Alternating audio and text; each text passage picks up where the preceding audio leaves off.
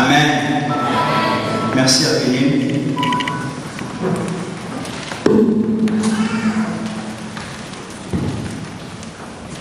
Bonsoir à tous. Bonsoir à tous. Alors, je suis Lionel Tamou, congolais de nationalité et informaticien de formation.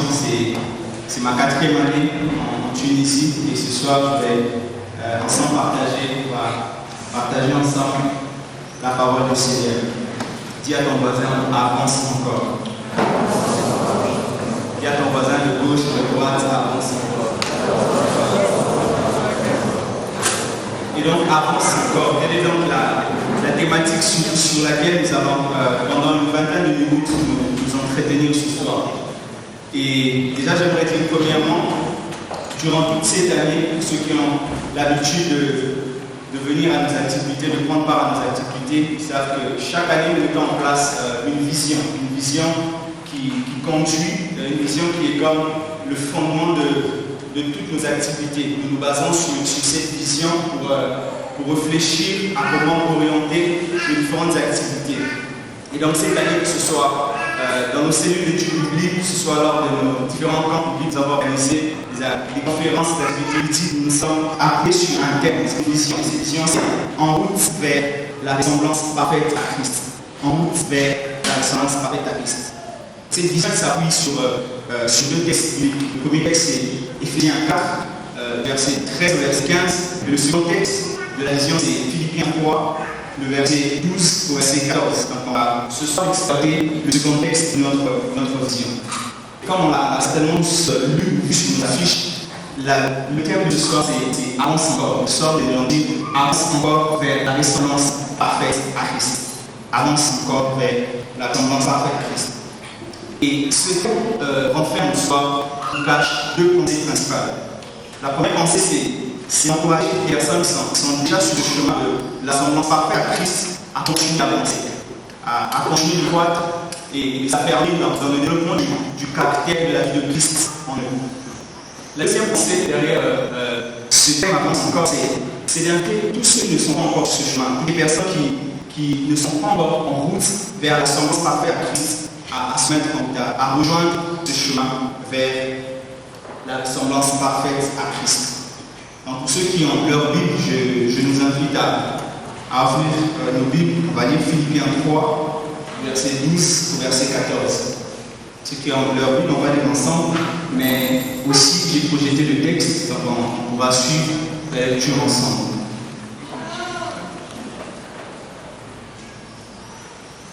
Philippiens 3, du verset 12 au verset 14. En montant derrière, je ne suis pas très à l'aise avec le micro, donc je vais faire sans micro.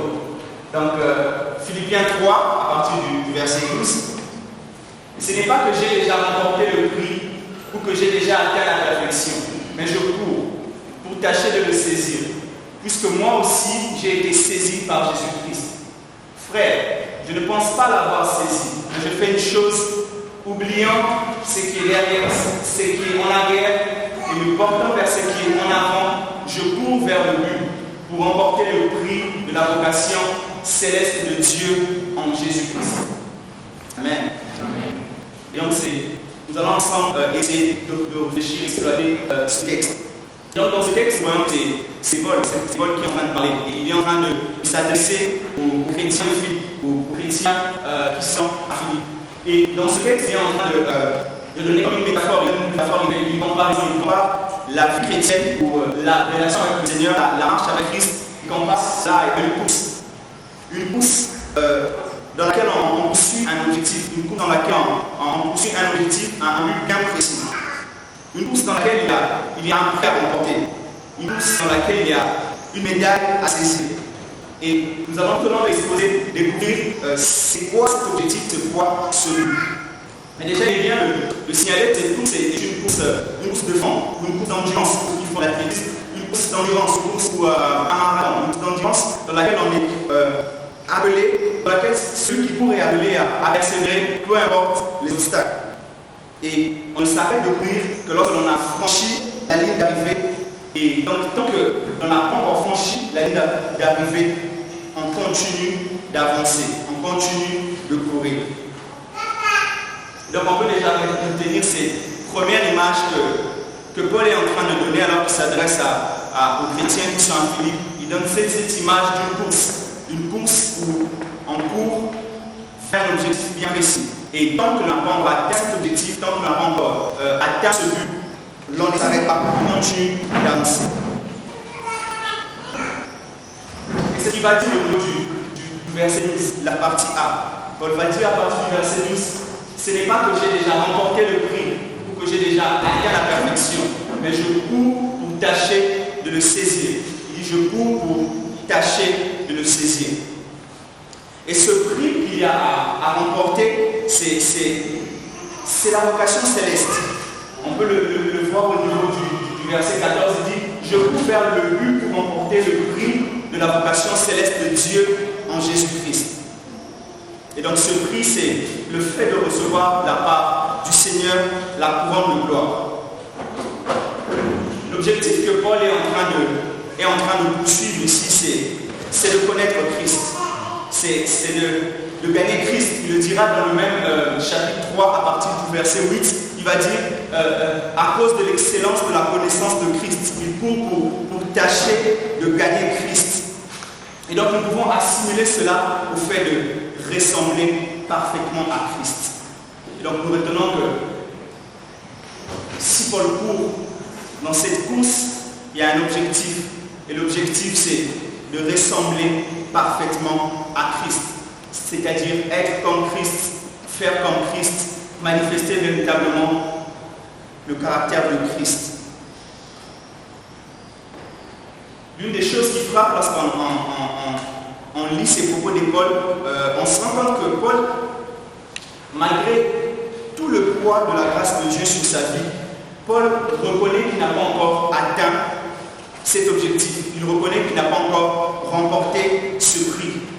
Et donc il n'a pas encore atteint cet objectif, qu'il n'a pas encore remporté ce prix, qu'est-ce qu'il fait? Il dit « je cours ».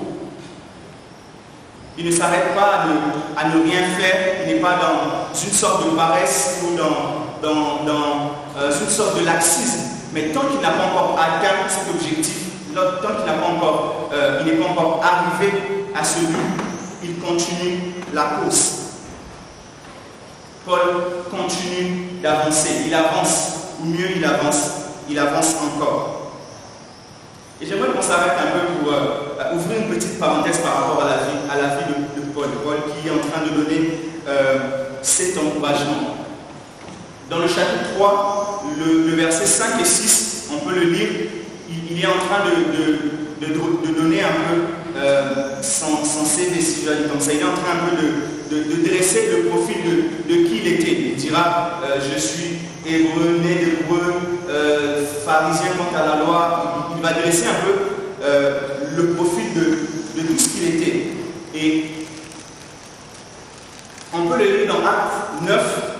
Paul va rencontrer le Seigneur. Il va rencontrer le Seigneur sur son chemin et il va renoncer à lui-même et donner sa vie au Seigneur. Et il deviendra par la suite apôtre. Il va démarrer plusieurs œuvres missionnaires. Il va participer de manière très active à l'expansion de l'évangile. Il va propager la bonne nouvelle. Et ajouter à tout cela, Paul était un mentor de plusieurs dans la foi. Des personnes telles que Timothée, des personnes telles que Tite, toutes ces personnes-là. Et on voit toute cette expérience qu'il a. Et même lorsqu'il est en train d'écrire cette lettre aux Philippiens, la lettre est datée à peu près de l'an 60. C'est-à-dire que c'est l'an 60 après le Seigneur. C'est beaucoup d'expérience qu'il écrit, presque une vingtaine d'années, une trentaine d'années dans le ministère. Il y a un peu d'expérience au niveau de la foi, mais on voit qu'il reconnaît qu'il n'a pas encore remporté ce prix, qu'il n'a pas encore atteint la perfection. Et donc malgré toute cette expérience, malgré tout ce nombre d'années dans la foi, dans le ministère, Paul reconnaît qu'il n'a pas encore rencontré, qu'il n'a pas encore atteint ses objectifs.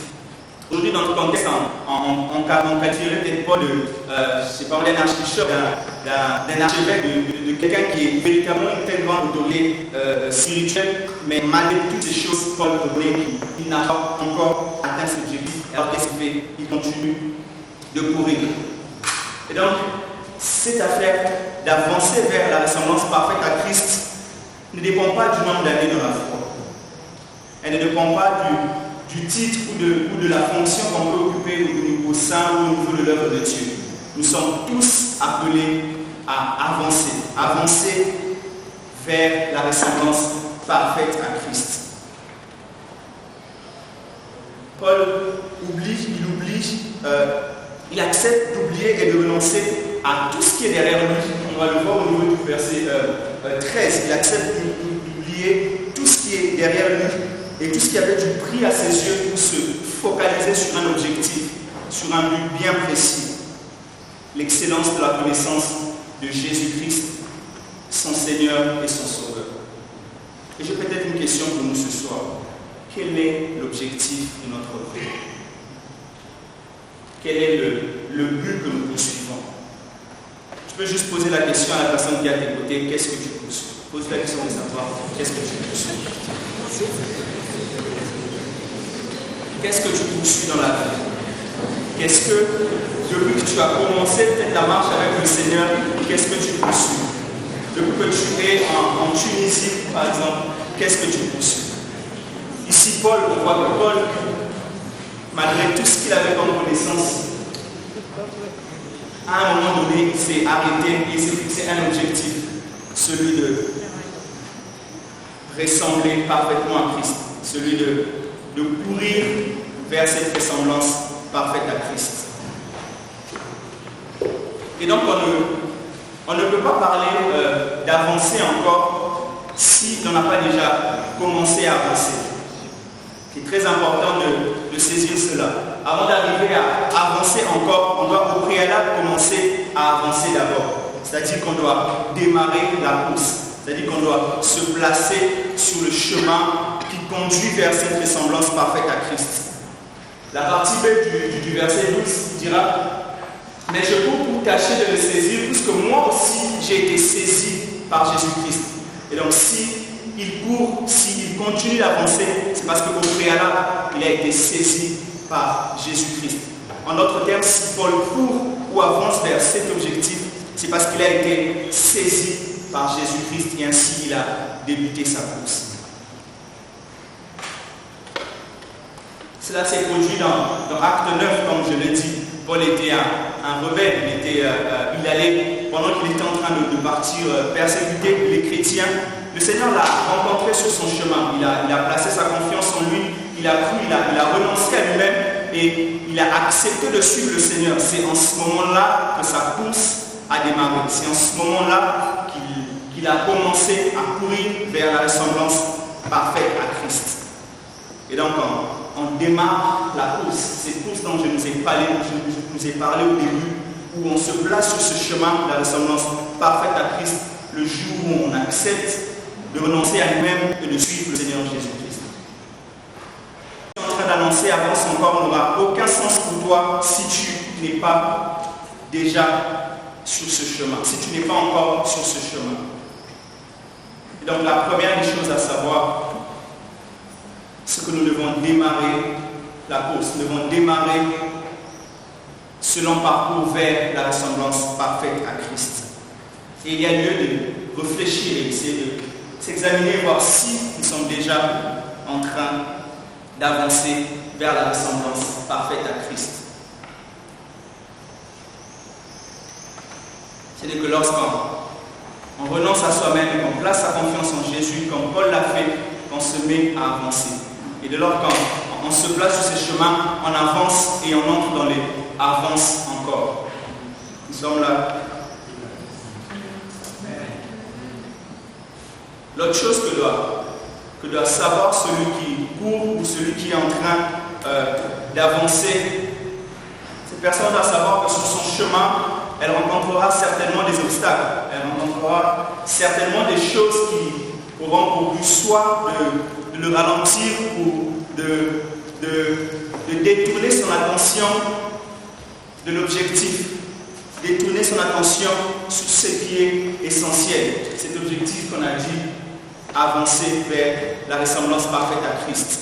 Et Ce qu'on doit savoir, c'est que face à ces choses, nous sommes appelés à persévérer. Comme Paul le dit à partir du verset 13, je ne pense pas l'avoir saisi, mais je fais une chose, oubliant ce qui est en arrière, me portant vers ce qui est en avant. Et donc, face aux différents obstacles que nous pouvons rencontrer lors de cette course ou lors de ce parcours vers la ressemblance parfaite à Christ, nous sommes appelés à persévérer, à avancer encore. Et ce soir, j'ai une autre question pour nous, c'est de savoir quels sont les obstacles qui t'empêchent d'avancer dans cette course vers la ressemblance parfaite à Christ. Quelles sont ces choses qui sont là pour te freiner, qui sont là pour t'emmener à te détourner de cet objectif qui est la ressemblance parfaite à Christ? Est-ce une tentation? Est-ce que c'est une lutte avec le péché? Est-ce que c'est ta propre paresse? Est-ce que c'est ton entourage? Est-ce que c'est toi-même? Est-ce qu'on peut soi-même aussi constituer un obstacle dans ce chemin, dans cette route vers la ressemblance parfaite à Christ? Avance encore. Avance encore. Et celui qui est en train d'avancer doit le faire en ayant le regard tourné ou fixé vers Jésus-Christ. Lorsqu'on perd de vue l'objectif, on s'éloigne du chemin, on s'éloigne de cette course, on se carte de ce parcours. L'auteur aux Hébreux va dire dans Hébreux 12, à partir du verset 1er, il va dire: mais nous aussi, puisque nous sommes environnés d'une si grande nuée de témoins, rejetons, je paraphrase, abandonnons le péché qui nous enveloppe si facilement et courant vers la carrière qui nous est ouverte, en ayant le regard fixé sur Jésus-Christ, celui qui est l'auteur et le consommateur de notre foi. L'invitation de ce soir, c'est de courir, d'avancer encore, d'avancer en ayant le regard fixé, en ayant le regard tourné vers Jésus.